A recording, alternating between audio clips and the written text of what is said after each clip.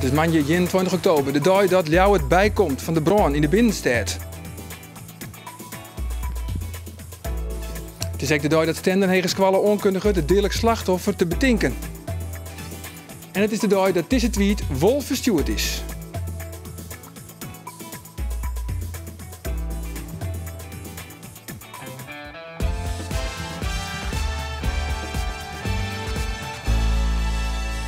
Miljoen en welkom bij Bient. Een speciale uitsturing die het volslijn in het teken zit van de Gruttebron in de binnenstad van Ljouwert.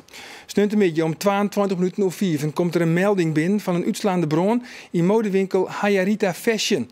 Een winkel in Frooijerskleen. En de bron die verrot al gauw in een vuurzee en rekt Ljouwert jip in het het. De 24-jarige Itzat Otte komt hierbij om het leven. En 4 panden bij winkels en appartementen bin volslijn opbaat. Een wijdwijdige reportage over mensen die toch deze bron alles kwijtrekken binnen.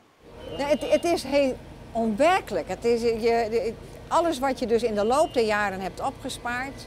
En mijn kinderen zijn nog vanuit de tijd dat er geen digitale foto's werden gemaakt. Dus al je fotoboeken, je reisboeken, alles is gewoon weg.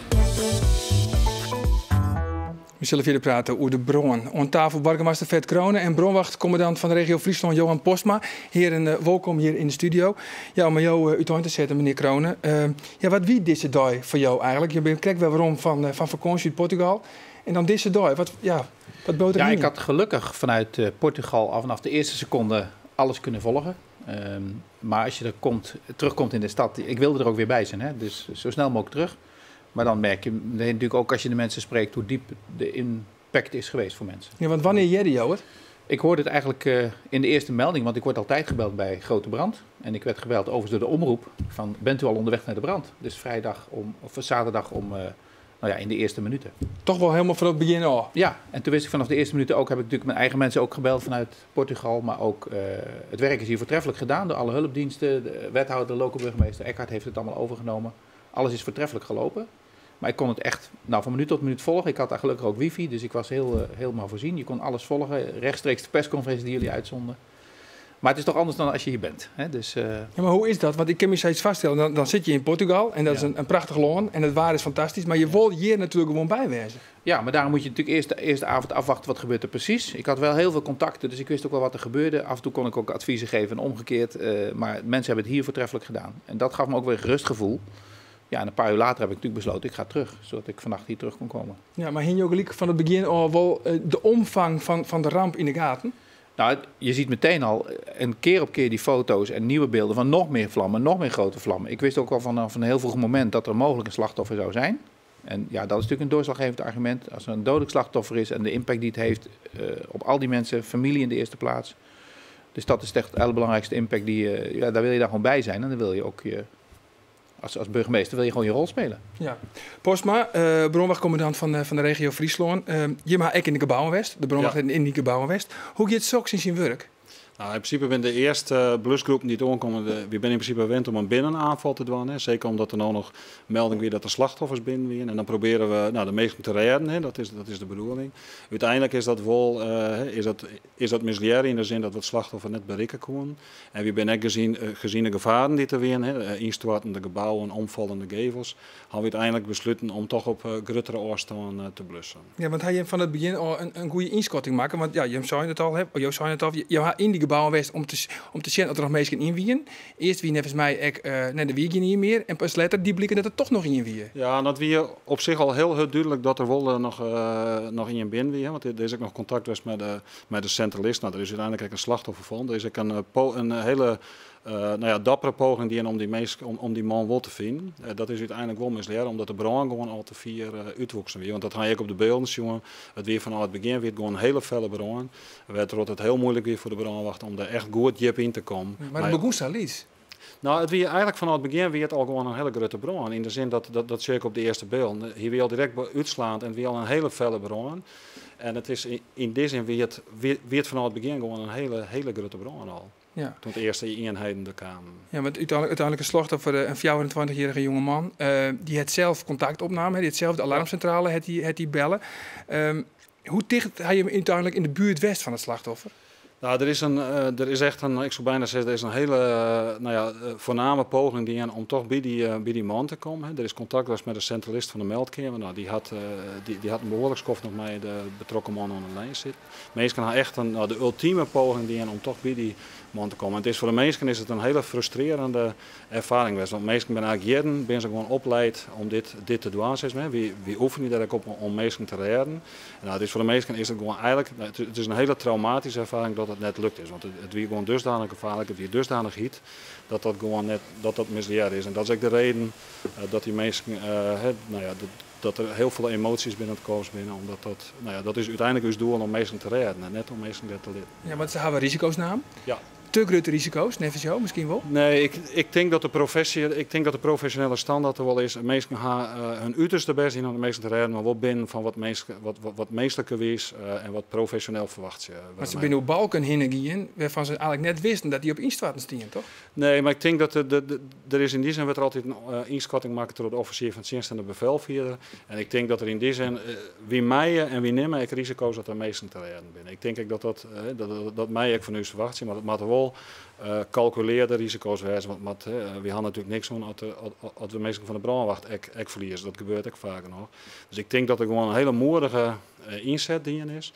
Door de mensen gewoon zeer dat werd ze jarenlang veroefenen dat toch misleerd is. Hè? Want het doel weer natuurlijk om echt die man er gewoon uit te halen. Maar dat is tot verdriet van de mensen net lukt. Ja, en waar neemt dan uiteindelijk het besluit om net verder te gaan, om waarom te gaan? Nou, dat is uiteindelijk gaan mensen van de brandwacht zelf een verantwoordelijkheid in. Ik heel duidelijk van mensen moeten daar zelf hun verantwoordelijkheid in kennen. Daar leiden we ze voorop. Maar we gaan ook leiding Jans die het iets meer op afstand zien. Een officier van het dienst bijvoorbeeld die het vaak boet, ziet dit even toch het geheel wat meer oorschut. En dat zijn de mensen die het vaak toch even wat meer afstand nemen kennen. Want de mensen die het echt ontziek binnen, ja, die willen zeker als je zat dicht in de buurt komen, die willen dan toch eigenlijk trop pakken. En dan is het soms wel eens lastig om die risico goed in te schatten. Ja, hij nog contact? Ik heb ongelooflijk respect voor, want ze hebben echt een poging gedaan die verder ging dan ze hadden moeten doen. Dus ze hebben een risico genomen. Des te erger dat het niet gelukt is voor hunzelf. Maar ik heb er groot respect voor, zowel de vrijwilligers als de beroeps van Leeuwarden. Maar ook al die mensen van de omliggende korpsen die zijn gekomen. We hebben tegenwoordig 1 veiligheidsregio Friesland. Ja. Maar aan die mensen ligt het niet. Ze hebben echt het uiterste gedaan. En het was de hitte, maar ook instortingsgevaar, maar ook de rook. Er was een gigantische rookontwikkeling. Ja. En dat leidt zo tot desoriëntatie. Ja. Dat ze toch gedurfd hebben, dat vind ik echt al geweldig. Ja. Had er eigenlijk nog contact geweest met de familie? Uiteraard, Soekasese. Ja. En wat heb je hem verteld? Dat is een taak van de politie. Ja. En die had het ook niet. Dus daar de familie was ook op vakantie. De ouders waren op vakantie. Dus die zijn ook bereikt. Dat doet de politie altijd. Die meldt dan ook wat er gebeurd is. Zodat de mensen ook zo snel mogelijk weer terug kunnen komen. We hebben ook steeds contact met de familie. Zodat we zoveel mogelijk rekening kunnen houden met hun wensen. Want zij bepalen hoe het nu verder gaat. Als het gaat om de rouwverwerking en wat iets meer zijn. Maar het is natuurlijk een drama in de eerste plaats voor de familie. Het was ook een jongen. Het was een bekende in de studentenwereld, maar ook actief in het mee-organiseren van sportbijeenkomsten bijvoorbeeld. Ja, dus als zo iemand uit je leven wordt weggerukt, dat is echt een drama.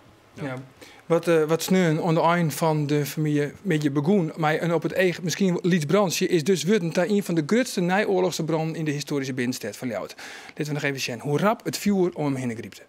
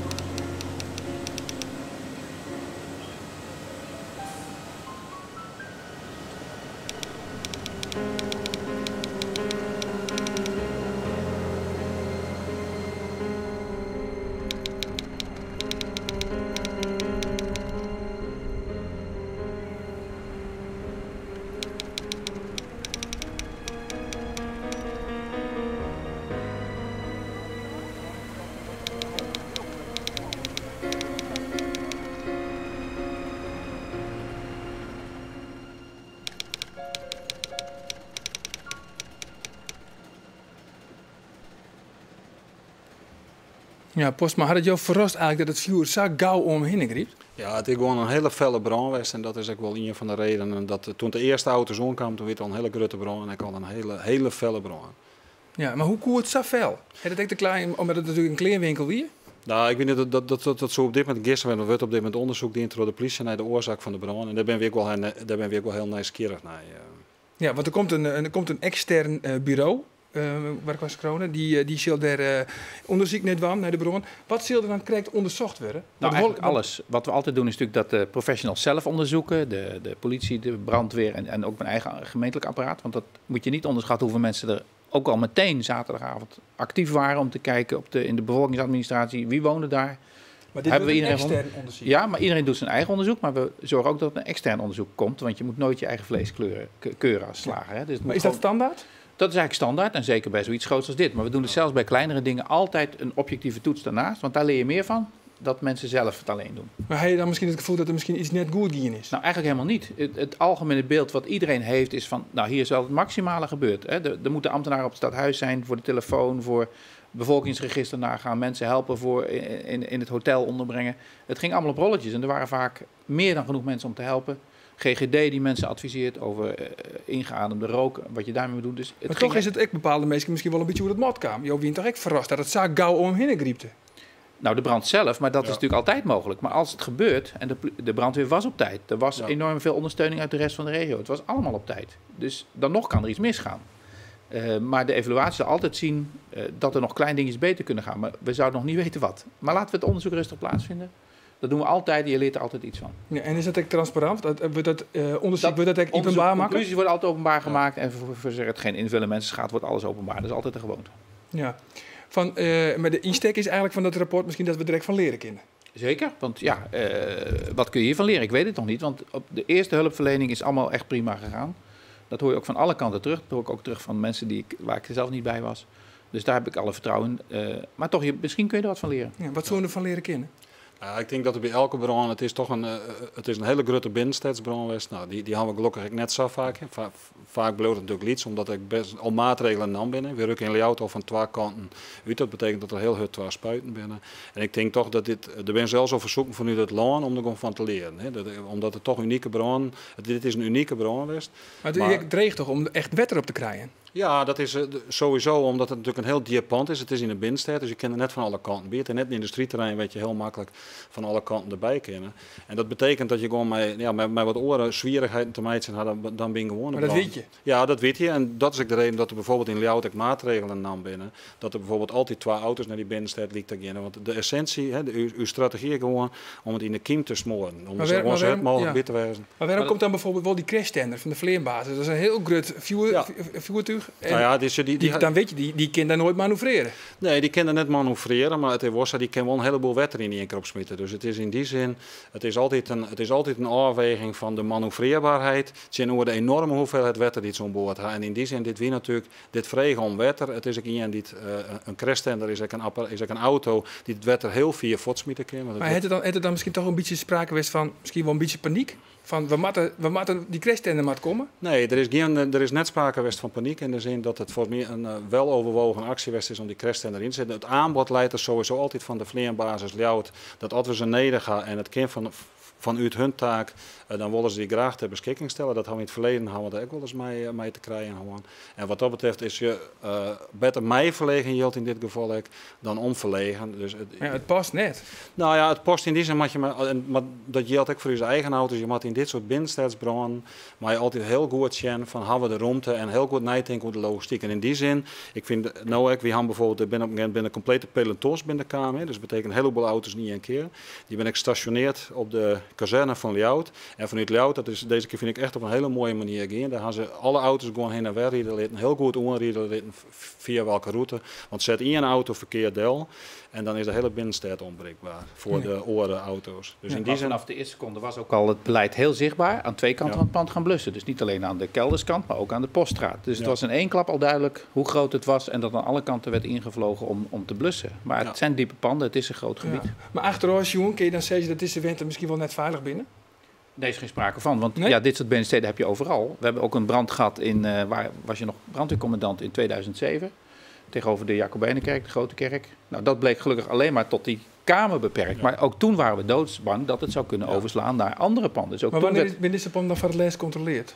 Panden worden altijd gecontroleerd, afhankelijk van hun functie. Maar ook in mijn woonhuis en in jouw woonhuis, ik weet niet waar je woont, maar er komt niet altijd een brandweer. Je hebt je maar het is niet gecontroleerd aan deze wenden? Deze woning, dat zullen we allemaal binnenkort ook bekendmaken. Maar het is niet zo dat iedere woning in de stad gecontroleerd wordt. Nee. Eigenlijk worden huizen nooit gecontroleerd. Je krijgt een bouwvergunning, je voldoet aan de eisen en dan ga je daar wonen. Maar hier woon je een heel soort studenten. Dus je zegt dat die studentenhuizen die worden gecontroleerd op bronveilig is. Het zijn appartementen, dus dat zijn we nu ook allemaal precies aan het uitzoeken. Van waar de wonen studenten, maar dat wil niet zeggen dat het een studentenhuis is. Hè. Het zijn allemaal zelfstandige appartementen. En vandaar dat we dat allemaal de komende dagen precies uitzoeken. Van wat is er gebeurd, wat had beter gekund. Maar is dit de bron dan misschien ook aanleiding om dat beleid in het lucht te houden? Dat zou kunnen, maar daar loop ik nog niet op vooruit. Want er zijn natuurlijk heel veel binnensteden in heel Nederland waar je smalle straten hebt, waar je oude huizen hebt die ook wel aan alle eisen voldoen, maar waar toch iets mis kan gaan. Ja, het ligt op dit moment ook een vraag vanuit het land, want dat zie je ook omdat het toch een unieke brand is. Want er zijn natuurlijk heel veel plaatsen met binnensteden. Er is ook gewoon de vraag geweest van landelijk hebben we ook een belangstelling om hier gewoon van te leren. Ja. Zo is wel al duidelijk, dat heb ik altijd van het begin af aan geleerd hier ook, dat de brandweer is altijd het meest alert op mensen die niet zelfredzaam zijn. Dus dat zijn mensen in ziekenhuizen, verzorgingstehuizen. En op mensen boven winkels. Dus dat is al een extra zwaar beleid op. Er zijn al extra eisen over hoe het pand eruit moet zien.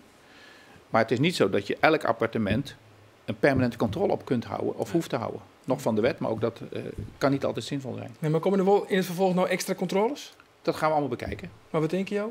Dat weet ik niet. Nee, ik loop er niet op vooruit, want we moeten echt kijken hoe is het nu gebeurd? Wat is de bron geweest? Waardoor is het uiteindelijk toch ook met een dodelijke afloop geëindigd? En dan kunnen we het totaalplaatje maken. Oké. Justin kwamen de DPR'en bij elkaar in het WTC Expo in Ljouwert. En de meesten die ben alles kwijtrekken.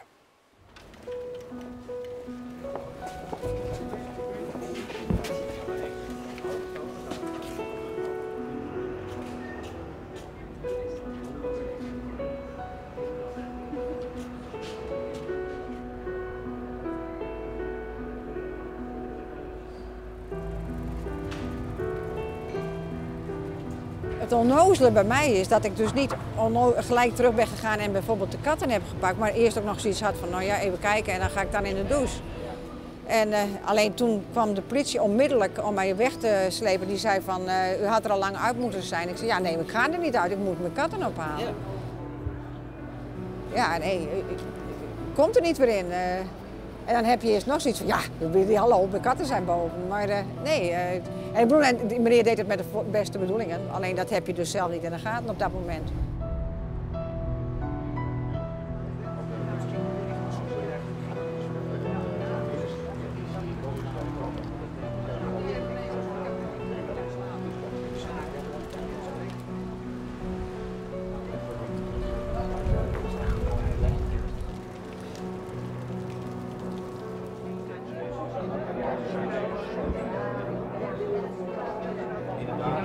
Die muur heeft het begeven. Alleen het voorgevel zit er nog, maar daarachter is het weg. Ja, allemaal weg. Het is gewoon weg. Ja. Van vanmorgen. Wij hoorden vanmorgen pas dat ons pand ook nog afgebrand was. Uiteindelijk het was het 5e pand wat in brand gevlogen is. Het is een gat in de muur, in de tussenmuur. Wij zaten ernaast, hè, waar het pand, waar de brand is ontstaan. We hoorden mensen roepen dat er brand was. En dan denk je, flauwekul, vechtpartij. Hè? Mijn man ging kijken en die zei, er is brand. En die heeft bovenburen gewaarschuwd via onze nooddeur. Ik ben heel dom naar de kelder gegaan om het geldkistje. En dat staat nu tussen mijn benen. 150 euro. 150 euro. En je wil niet weg, maar je moet weg. Hè? Ja. Ze is door de brandweer de winkel weer uitgesleurd, hoor. Ik zat een gevecht met de brandweer. Nou ja, ik wilde niet dat ze de ramen insloegen. Ja, maakt ook niet uit. Het is toch shit.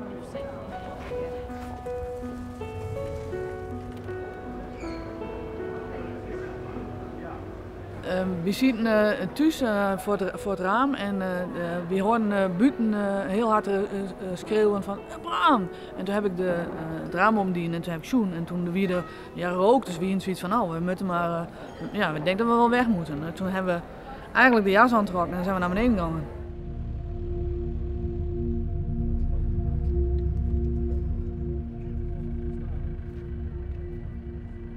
Nou ja, ik heb mijn telefoon nog even gepakt en mijn bankpostjes en we binnen boeten gegaan. En toen kwamen we op eerste etage en toen hong het trappenhuis, dat zit helemaal vol zwarte reek. En ja, toen ben we naar boeten gegaan en toen gingen we direct al in de gaten van, nou ja, we kennen net weer waarom. Want toen we het huis uitstapten, dachten we, nou we gaan even boeten zien en dan gaan we haast naar binnen. Want die spoes die wie ik nog ben, dus die is er achterbleun.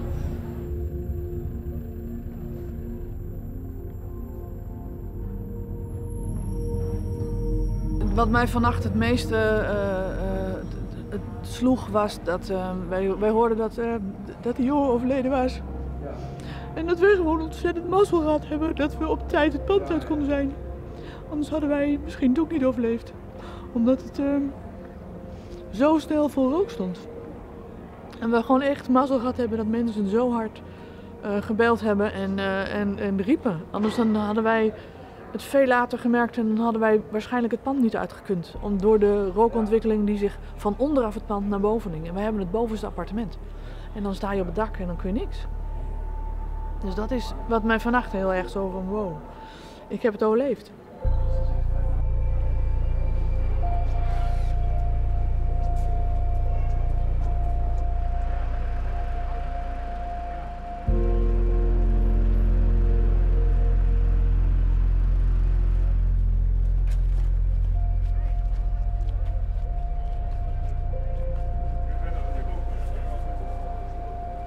Ik zou net in de douche en ze hebben dus geprobeerd mensen te waarschuwen. Maar op dat moment heb ik waarschijnlijk in de lift gestaan. Dus het was ook niet, ik had niks gehoord. Ik vond alleen dat het wat stonk.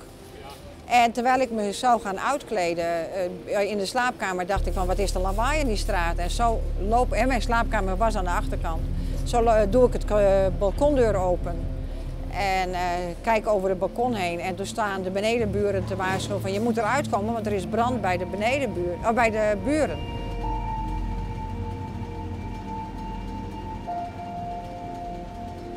Het is heel onwerkelijk. Het is, alles wat je dus in de loop der jaren hebt opgespaard. En mijn kinderen zijn nog vanuit de tijd dat er geen digitale foto's werden gemaakt. Dus al je fotoboeken, je reisboeken, alles is gewoon weg. Ik heb wel al een huis aangeboden gekregen, maar je hebt dus alles is weg. Dus ergens moet je straks beginnen met iets te kopen, al is het maar een handdoek.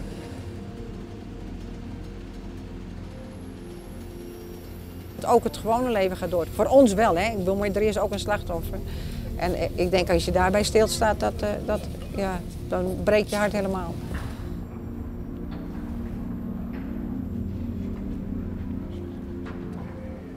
Ja, je kan je amper voorstellen wat het is om alles kwijt te raken. En dit emotioneert jou ook. Ja, enorm. Ik heb toevallig met Boukje de Vries ook nog telefonisch contact gehad zaterdagavond. Want jou kent haar? Ik ken haar omdat ze heel actief is natuurlijk in de horeca in Leeuwarden. En ja, je ziet dat het bij haar ook steeds dieper komt. Want de eerste reactie was natuurlijk van ja, ik ben alles kwijt. Maar het duurt natuurlijk voordat het doordringt. En het zal ook nog vaak terugkomen bij al die mensen.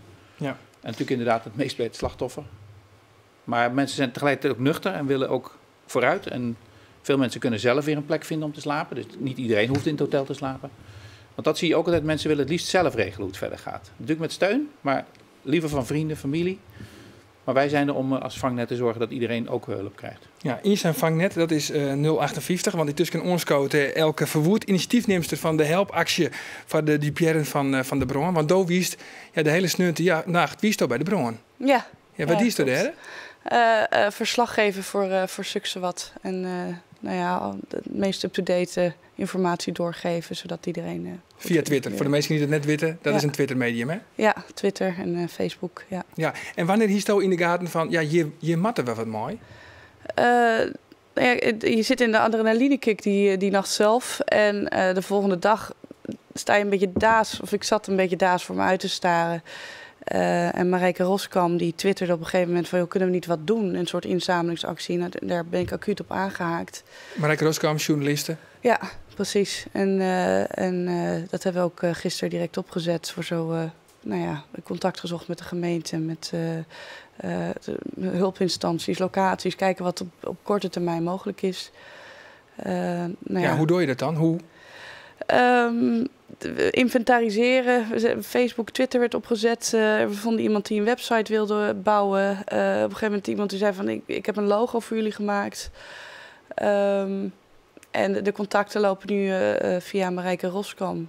Die dus ook wel betrokken is met Sjoerd Bootsma en de gemeente. Dus dat is vrij snel gegaan. Ja, maar kwart zijn je willen dus mensen die het spullen oer hè.